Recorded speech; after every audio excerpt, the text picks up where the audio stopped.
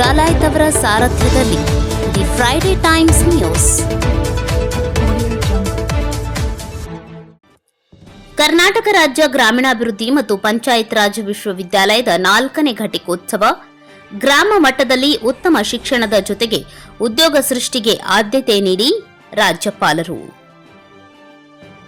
ಗ್ರಾಮೀಣಾಭಿವೃದ್ಧಿಗಾಗಿ ಪಂಚಾಯತ್ ರಾಜ್ ಶಿಕ್ಷಣ, ಕೃಷಿ ಮತ್ತು ಇತರ ಉದ್ಯೋಗ ಸಂಬಂಧಿತ ಕೆಲಸಗಳನ್ನು ಗ್ರಾಮ ಮಟ್ಟದಲ್ಲಿ ಪರಿಣಾಮಕಾರಿಯಾಗಿ ಅನುಷ್ಠಾನಗೊಳಿಸುವುದು ಬಹಳ ಮುಖ್ಯ ಎಂದು ಕರ್ನಾಟಕದ ಗೌರವಾನ್ವಿತ ರಾಜ್ಯಪಾಲರಾದ ಥಾವರ್ ಚಂದ್ ಗೆಹ್ಲೋಟ್ ಹೇಳಿದರು.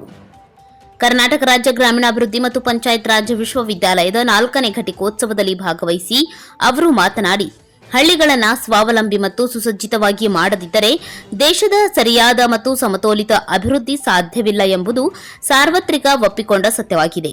ಶಿಕ್ಷಣ, ಕೃಷಿ ಮತ್ತು ಇತರ ಉದ್ಯೋಗ ಸಂಬಂಧಿತ ಕೆಲಸಗಳನ್ನು ಗ್ರಾಮ ಮಟ್ಟದಲ್ಲಿ ಪರಿಣಾಮಕಾರಿಯಾಗಿ ಅನುಷ್ಠಾನಗೊಳಿಸಬೇಕು.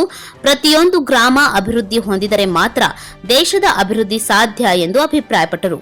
ಪಂಚಾಯತ್ ರಾಜ್ ವ್ಯವಸ್ಥೆಯು ಭಾರತೀಯ ದೃಷ್ಟಿಕೋನದಿಂದ ಬಹಳ ಪ್ರಾಚೀನ ಕಲ್ಪನೆಯಾಗಿದೆ.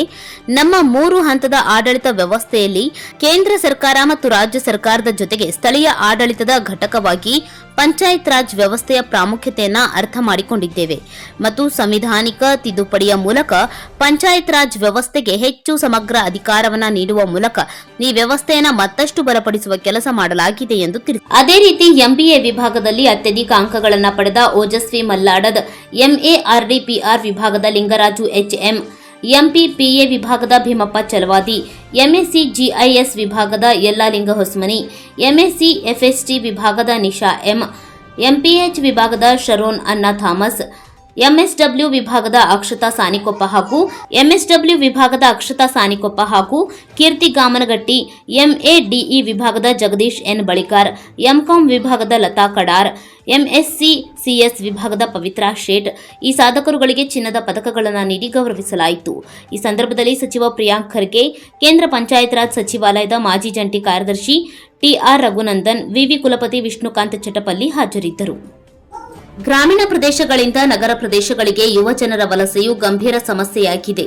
ನಗರಗಳ ಆರೋಗ್ಯಕ್ಕೆ ಹಾನಿಕರವಲ್ಲ, ಆದರೆ ಹಳ್ಳಿಗಳ ಅಭಿವೃದ್ಧಿಯಾಗಬೇಕೆಂದರೆ ಈ ವಲಸೆ ಹೋಗುವುದು ಒಳ್ಳೆಯದಲ್ಲ.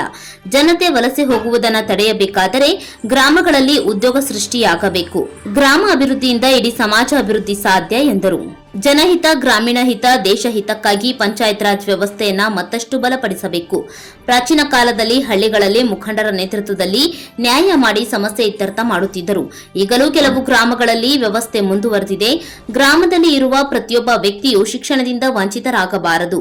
ಶಿಕ್ಷಣದ ಜೊತೆಗೆ ಉದ್ಯೋಗ ಕಲ್ಪಿಸುವಂತ ವ್ಯವಸ್ಥೆಯನ್ನು ಮತ್ತಷ್ಟು ಬಲಪಡಿಸಬೇಕು. ಹಿಂದಿನ ಕಾಲದಲ್ಲಿ ಬಡವರ ಕಲ್ಯಾಣಕ್ಕಾಗಿ ಅಂತ್ಯೋದಯ ಕಾರ್ಯಕ್ರಮವಿತ್ತು.